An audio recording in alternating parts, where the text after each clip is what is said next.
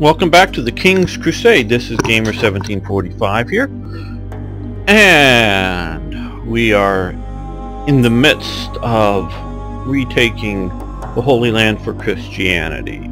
That's very much the way they viewed it then, and it very well can be seen in that aspect, but it can also be seen in the aspect of East-West culture wars, where, you know,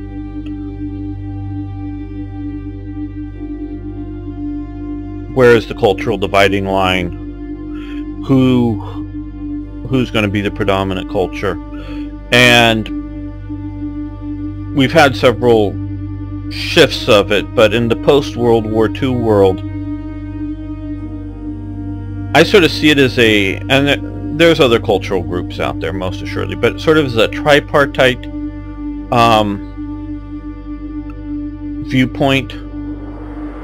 There was the Western Bloc and the Eastern Bloc of Western Bloc, you know, NATO and other Western aligned nations, and the Eastern Bloc was the Soviet Union and the Warsaw Pact and their aligned nations, you know, places like Cuba, Angola, and such.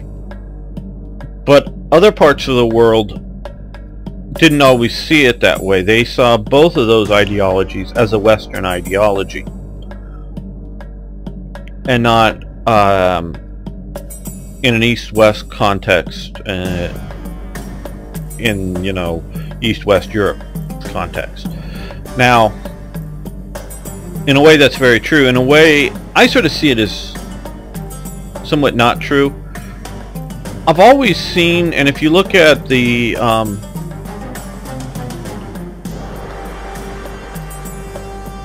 Eastern and Western churches, if you will, and can't really go over and look at it, and it's not really, you know, detailed dogma doctrine topic at the moment between the Catholic Church and the Orthodox Church.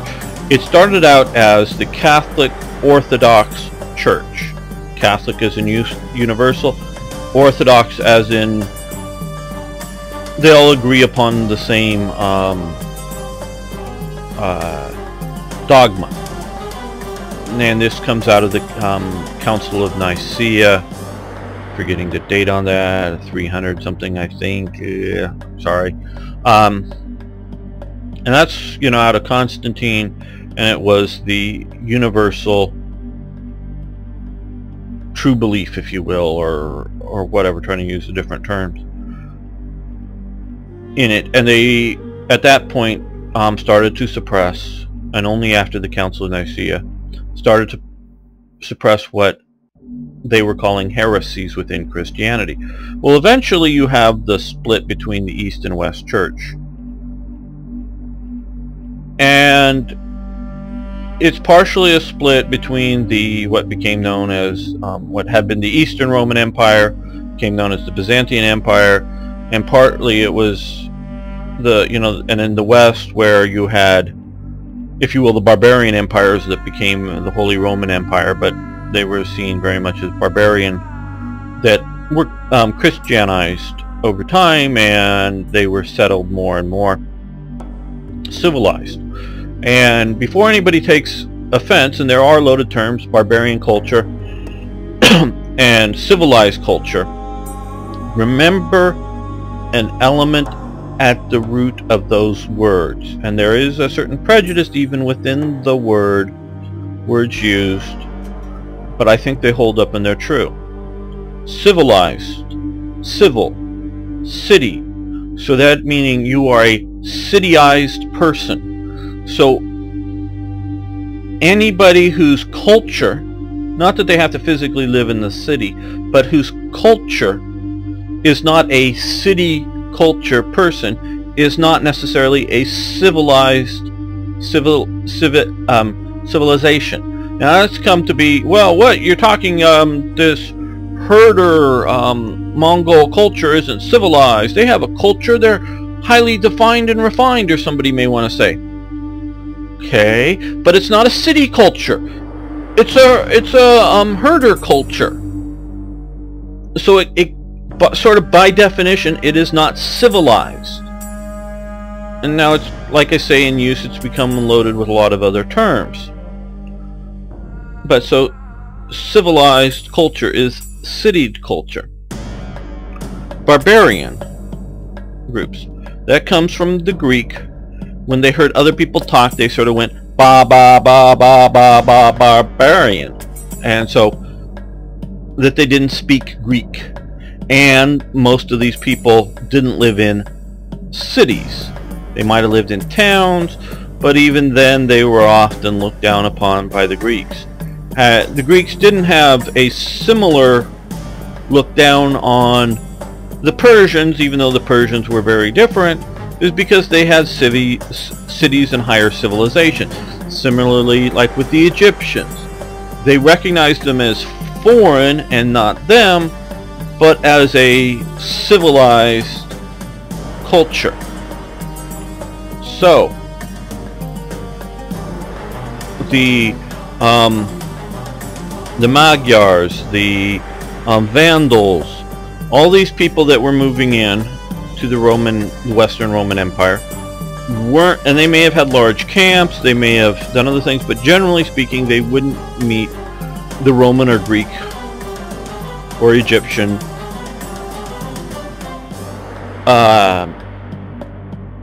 definition of a city.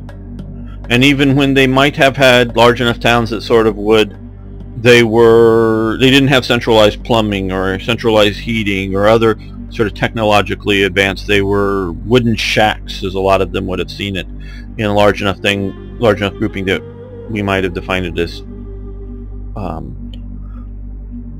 a city. You know, simply enough people living in a permanent location that's, you know, fairly small and defined. So you have that as a thing. So that is where, when I'm talking about civilizing and barbarians, it comes from that element.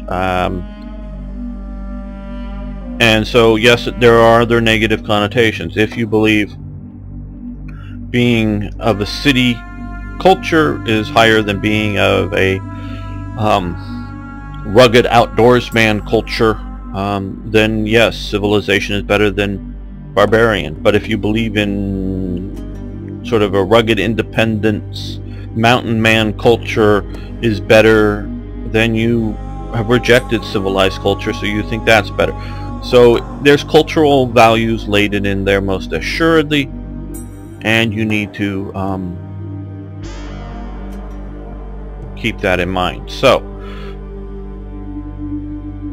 in the Eastern Orthodoxy, I digress a lot when I go on these talks. In the Eastern Church, the head of the church was, in essence, the head of the Byzantine Empire, and it was a very strongly structured organization that did not have, I mean, it had in a practical sense checks and balances, because different people had different power levels and groupings. Most assuredly they had that, but it wasn't a balanced situation. It was sort of a unified, controlled, and I look at that as sort of an Eastern cultural viewpoint. You can see that, say, in Egypt, the pharaohs were sort of were the priest kings. They were the head of the state and head of the church, if you will. Maybe not quite like the Pope, but maybe more so, maybe less so. I don't know if any of us are, clear on, and it very well could have changed over the long history of Egypt, but clear on all of the roles of the leadership in Egypt. But I see that more in the East, where in the Western Church you had a split between church and state. You had the Pope, the papacy, and the theoretically independent church structure. Now that's, I say theoretically, because often kings had influence who became bishops within their country excuse me, and other things like that. So some bishops would be identifying with France and others bishops identifying with Germany or whatever, so that it wasn't always purely a church versus state situation. there was most assuredly overlap at times, but there was and obviously the Papal States at times tried to have armies and such, but there was much more of the idea that, and obviously the Church wielded incredible power with the ability to excommunicate, like in the Scottish viewpoint. You have Robert the Bruce being excommunicated, not because of any religious dogmatic differences, like when you have King Henry VIII breaking the English Church away from the Roman Church, but you had Robert the Bruce who killed somebody in church, and so he was excommunicated because of that, not because he didn't believe in Catholicism or that the Pope was the central head of the proper Christian Church or anything like that. It was just simply the Church wielding its power, obviously supported by other political considerations too. But so you had a duality, and so that builds your Western concept of balance of power, which you come into the American Constitution with your executive branch, your legislative branch, and your judicial branch, and they all sort of have to balance each other out. Now we've obviously separated out the Church from the power structure. They have cultural influences, meaning they can go out and say whatever they want to, and people can choose to or not listen to what they have to say. That is a different thing entirely. But so that's why I'm saying the Eastern Church was more Eastern than the Western Church in that. And could it have gone a different way? Yes, most assuredly. But so I see this as, getting back to the Cold War era, is the Soviet Union sort of following and most of the other communist states, although implementing a Western, Karl Marx and Engels, and then modified by Lenin, and then later by Mao, but essentially a Western ideology, but they were implementing it, in my viewpoint, in an Eastern method, in a unified totalitarian state method, not in a what you might have seen in the Spanish Republic, in a dialectic, using Marx's own language, of interaction between socialists and communists and anarchists and different, whether they're Stalinistic or Trotskyites or other sorts of people, continuing to work out the left revolutionaries' viewpoint in a ongoing dialectic. You had a that might have been able to happen. You had the strong shift to a centralized authority, whether in Lenin or Stalin or Mao or Pol Pot or other lovely individuals who want to promote the Western ideology of communism and sufficiently kill millions and millions of people. That's, they're engineering a new world, and if you do not fit the new world, they will kill you, because if you live differently than their new world and you're successful, you're showing that their version of the world is wrong, and they know they're right, so they're going to kill you, and they're justified in killing you. Anyone who doesn't believe that's at the core of socialism, and with socialism is always social engineering, and we see in the West, both in the US and in Western Europe, an attempt to do it with a soft hand, with legislation and laws instead of revolution and bullets. But if you refuse to obey by the rules, you will be at minimum imprisoned or killed. And if you don't pay your taxes, they will imprison you. Talk to Wesley Snipes. And if you don't, if you hold up in your house and refuse to go to prison, They may kill you in taking that. So now you have to look at it, and of course governments need to take taxes. I'm not an anarchist. Of course you need to obey certain levels of laws. But what they're trying to do is social engineering you, is change the nature of humanity, not control humanity to keep them within bounds. There's a difference there. They are trying to fundamentally change the nature of humanity to something that they see as better, where a more conservative aspect looks at it as, so long as you stay within certain bounds, you're alright. Once you go outside of those bounds, you're not. Which, yes, paying taxes is one of them, but when you use taxing as a weapon, oh, we're going to tax coal more than we're going to tax solar, or we're going to tax cigarettes more than we're going to tax fruit,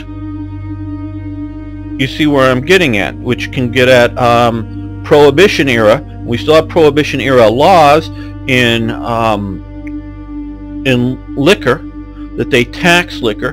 The moonshine, I mean, there's some shows on TV, I haven't really watched them, but I've seen promos for them about moonshiners, and there's, even after Prohibition, and there's still a few counties out there that have Prohibition, in some states. Even after Prohibition, you continue to have moonshiners making moonshine, and revenue agents out there trying to collect revenue on it, which obviously they're no real way, so they shut down, and they shoot at each other, and they shoot the moonshiners. So they're still shooting people for not paying taxes on a product. You don't, you know, it's, you can say, well, there's health and safety issues. Well, they're taxing liquor at a rate extremely more than they're taxing apple or grape juice, okay? And apple and grape juice can go into moonshine, just unfermented. So that's sort of the thing. This is that you're social engineering. So I hope you understand. It's not, I'm not an anarchist. I'm not saying, well, everyone's got to pay taxes, and if you, yeah, but if you use those taxes, and we see, sorry, and I do want to call him a gentleman properly. The black gentleman who was choked to death in New York. That was the case. He was resisting arrest, true. He didn't need to be choked, but he was sort of saying, I'm not going to be arrested, but they tackled him. But that was over selling loose cigarettes, cigarettes that weren't taxed. They were bought out of the state, in a state that had less tax on cigarettes. The New York City had greater tax on cigarettes. And our control freak mayors of Bloomberg, well, not my mayors, but their mayors of Bloomberg and, oh, God, I'm slipping, the current communist mayor of New York. I'll probably think of it after I'm done with this. But, that they're controlling, because they put on city tax on cigarettes to raise revenues, in the theory that cigarettes are bad for you, and I agree they're bad for you. I don't smoke, but to encourage you not to buy them because they're too expensive, and they justify it with, oh, we got to pay for health and all this other stuff. But it is using taxes and the police to enforce it that gets you killed if you do not obey, over taxes on cigarettes, because you could buy them in New Jersey or on Indian lands or somewhere else cheaper, and then sell them loose, not in a cigarette pack, because you had to take them out of the pack because the pack didn't necessarily have all the tax stamps on it, and sell them loose on the street. They're killing you for it. They didn't mean to kill the gentleman. And I totally agree that they didn't mean to kill the gentleman, but he died because of their violent use of enforcing the tax laws on cigarettes. That is social engineering. That is what socialism will use, the power of the state. And even if you look at it from the Bernie Sanders and I don't know, I know a lot of the Scandinavian countries are moving a little bit more conservatively, but some of the Scandinavian socialism, they are not putting people in death camps. They're not putting people into prison prison camps who just disagree with them, but they are using the power of the state to social engineer. Even maybe we all agree what they're trying to do is good in a certain aspect, like reduce lung cancer and that, but they're using the power of state to social engineer as opposed to use the power of the state to simply maintain security and prosperity for the people. So, long way off. I guess this just gives me an excuse to rant here for a bit about philosophical ideas. So I personally am not invested in the Christian ideology of the Crusades. I am not personally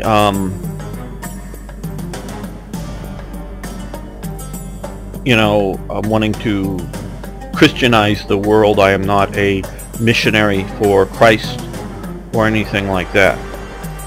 I am maybe a missionary for freedom and good governance, and good governance maybe if people culturally aren't handling freedom well.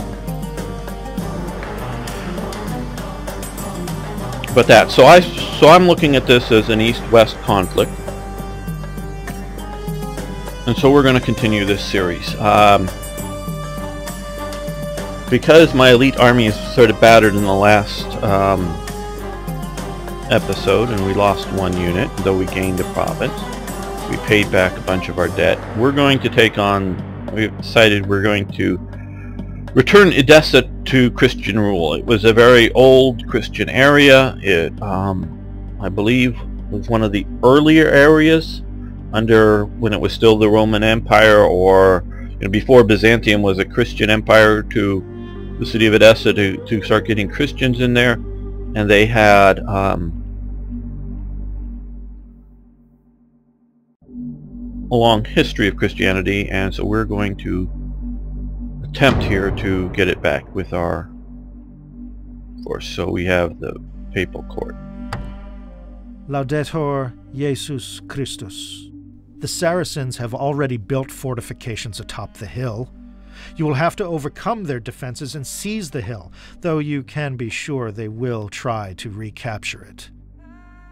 We shall pray to the Lord and ask for his protection to save you from the wrath of the pagans.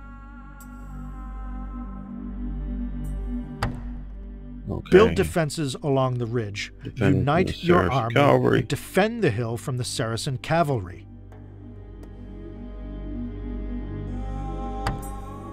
Build more fortifications on the hill and defend the ridge from further Saracen attacks. Okay. We're going to give this a shot. Obviously our army is somewhat battered and under strength in my opinion. But let's go for this. So we are going to return Edessa to Christendom. Now,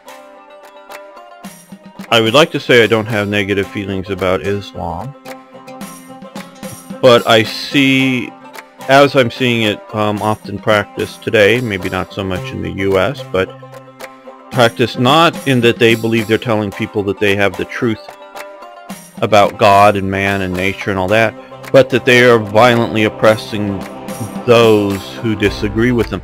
Even other members of their same religion, though of course you can say that there is a difference between Shiite and Sunni, and there is, and they've been violent for a long time, but there's also Sufi Islam, and then there's the Druze sect, which may be enough of a heresy that, that most of the other groups don't see them as Islam, but they're violent within that, and they're continuing their dogmatic approach with all of that. So that is what I'm against, much more so than their belief system. Okay, well, I guess we're going to unpause and march up the hill. Oh, look over here, I keep wanting to click the pause button. Infantry! Acknowledge! Infantry! Right. Let's move our most archer resistant. Are these archers or what are these? Well, just a few archers. Okay.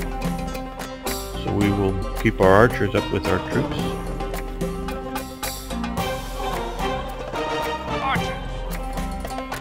Great. This fire support. I need to build up the size, not just the quality of my army, if we're going to continue to move into the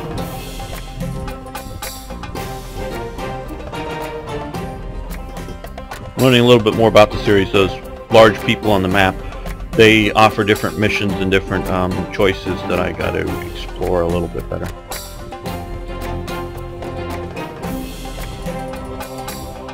I think may be able to help me out a lot more. Infantry, move faster! Infantry! Yes, my lord. Archers! Absolutely. Archers! Absolutely. Archers! Yes, my lord.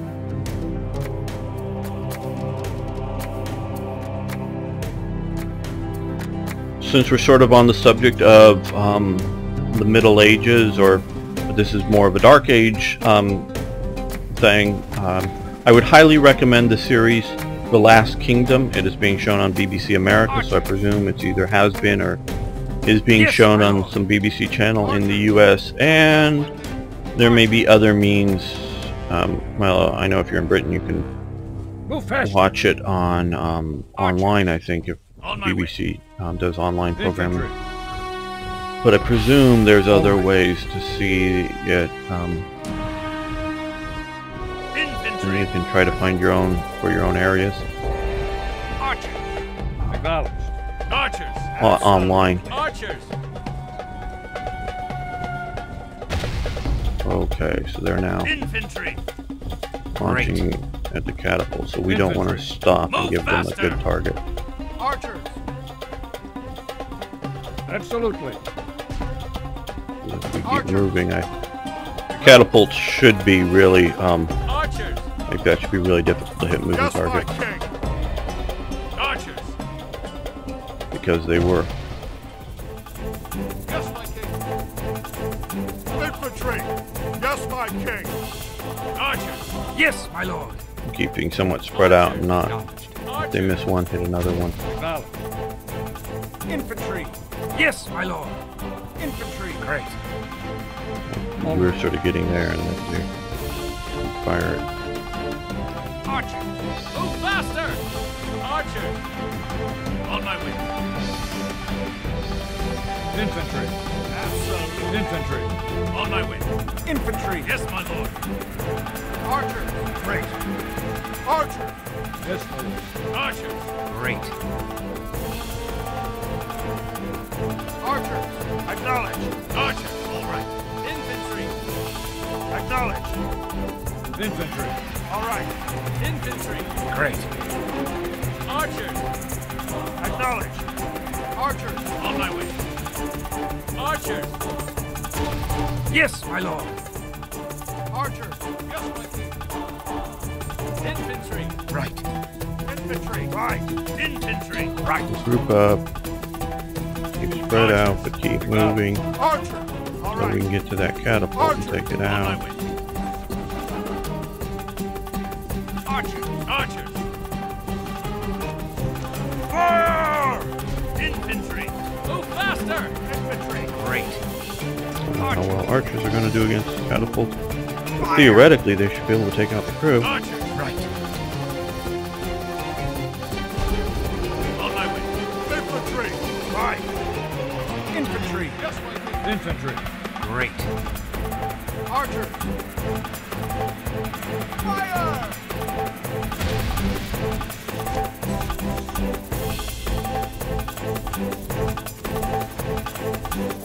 Infantry! Move faster! Well, this does look like a good spot up here to Infantry! build a castle if you had water. Infantry! All right! That's always the big thing with Great! Archers! Archers! Acknowledged. with castle. Yeah, see, they're going to change targeting, so we're going to Archers! forward. Archers! Move faster! Archers! Oh, no. Fire! Infantry! Scatter the enemy! Infantry. Scatter the enemy! Scatter the enemy! Archers! Fire! Archers!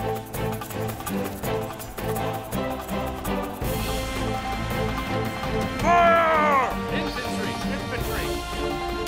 Scatter the enemy!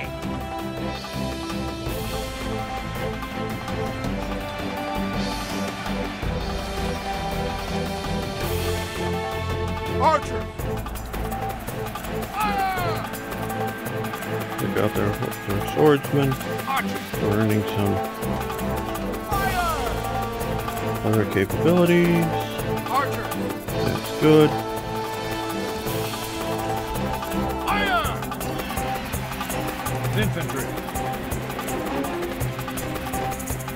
Archers!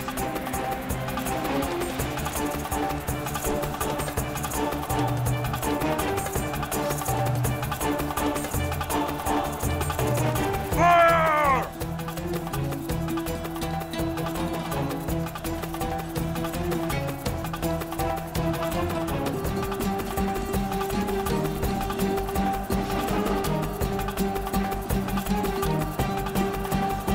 Fire! Archers! Fire! Archers! Fire!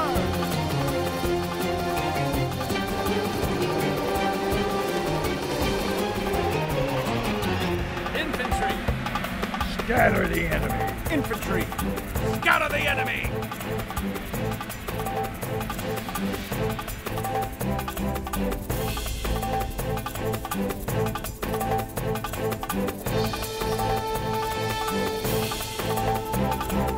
Infantry! Infantry! Okay, not too bad. The one Crusader unit was beat up.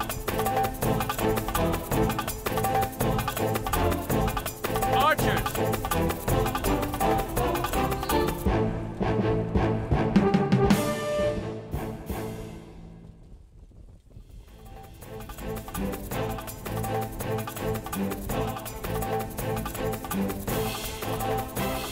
Infantry. I guess they want to run. Scatter the enemy. Infantry! Scatter the enemy! Don't know where they can go. Archers! All right.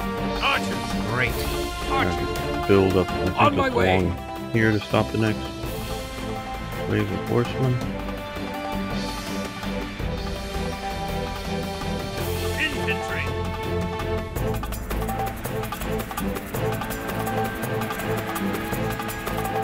Scatter the enemy!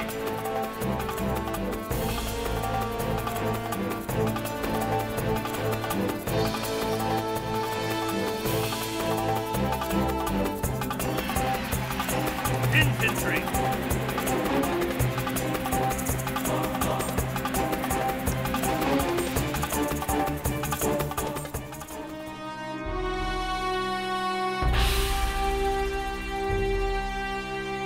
Okay, we're going to take this opportunity to end this episode. We'll continue the battle in the next episode. Thanks so much for viewing, and again, please like the videos and please post your comments.